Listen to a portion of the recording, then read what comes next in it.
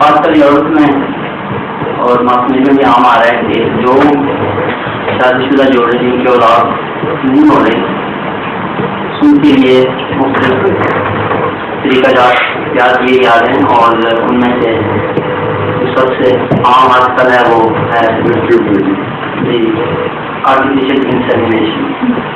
Artificial insemination اور چیز ہے، سب سے عام وہ نہیں ہے، اصل ہے ٹیسٹ ٹیوب بیبی۔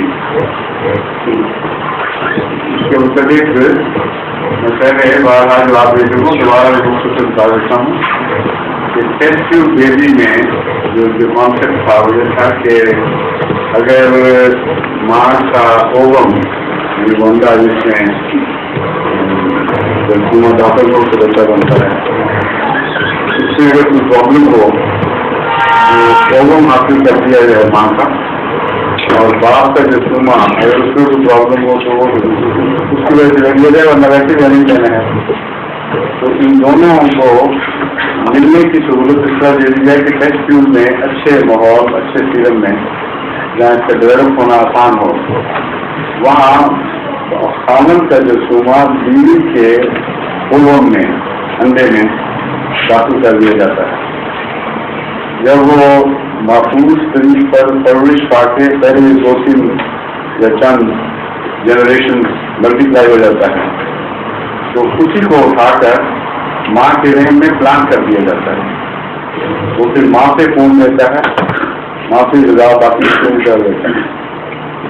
اس میں کوئی چیز ناجائز نہیں ہے کیونکہ خاوند کا بچہ اپنی بیوی سے لیا جا رہا ہے اور کوئی بھی دوسرے کا عمل دخل نہیں ہے، کسی دوسرے مرد کا کسی اور عورت کا جنرلی کا بچہ ہے۔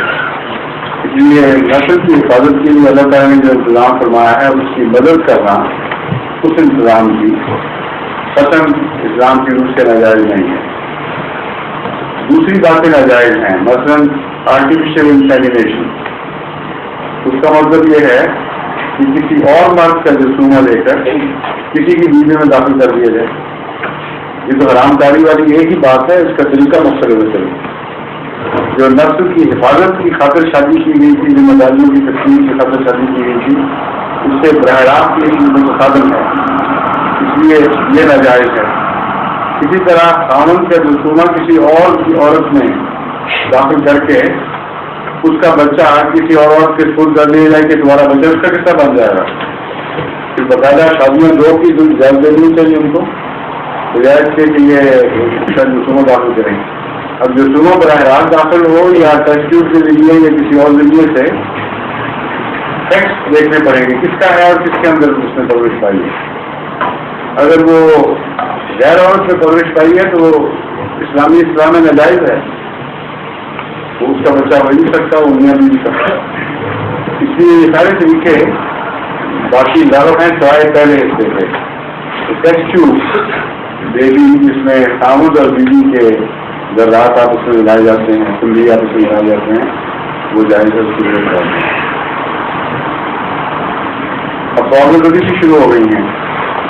امریکہ میں ایک مشہور کیس خاص سے چل رہا ہے، وہاں اس کو سروگیٹ مدر کہتے ہیں کہ باپ کا نطفہ کسی اور عورت کے رحم میں پرورش پائے، اور وہ عورت بات تو یہ ہوتا ہے کہ بیوی کا انڈا لے لیتے ہیں، انڈا میاں بیوی کا ہی آپس میں، لیکن کسی شکل یہ بن جاتی ہے کہ وہ اس کا رحم کمزور ہے، وہ پرورش نہیں کر سکتا، وہ کرائے پر عورت لے لیتے ہیں، اس کا رقم طے کر دیتے ہیں، اس کے رحم میں وہ ڈیولپ کر کے ٹیسٹ کے اندر وہ کسی عورت کے رحم میں داخل کر دیتے ہیں۔ یہ بھی شریعت کے مفاد کو غلط کرنے والی بات ہے، لیکن اس کو نظام کو غلط کرنے والی بات ہے۔ کسی عورت بیچ میں آ ہی نہیں سکتی، کیونکہ اس سے جو پرورش پائے گا بچہ تو اس سے خون لے گا، ہر ذرہ اپنی طاقت کا ماں سے لے رہا ہوتا ہے، اس کی وجہ کسی اور سے لے رہا ہے، تو ایک مخلوق سی چیز بن گئی، نہ اس کی نہیں نہ اس کی نہیں۔ چنانچہ اس کے نتیجے میں پرابلم پیدا ہونی شروع ہو گئی ہیں۔ ایک عورت نے پیسے لے کر منظور کر لیا کہ میں کسی اور کا بچہ اپنے رین میں پالتی ہوں۔ جب وہ بچہ پیدا ہو گیا تو اس نے اس کے رین میں پڑا تھا، اس کو مامتا اتنی شدید پیدا ہوئی کہ اس نے انکار کر دیا، میں نے پیسے لو جو کچھ کرنا ہے، مگر یہ میرا بچہ ہے، میں نہیں اس کو چھوڑوں گی۔ عدالتوں میں مقدمے گئے اور آخر وہاں کی ایک بڑی عدالت نے مرد کے حق میں فیصلہ دے دیا کہ کیونکہ کانٹریکٹ تھا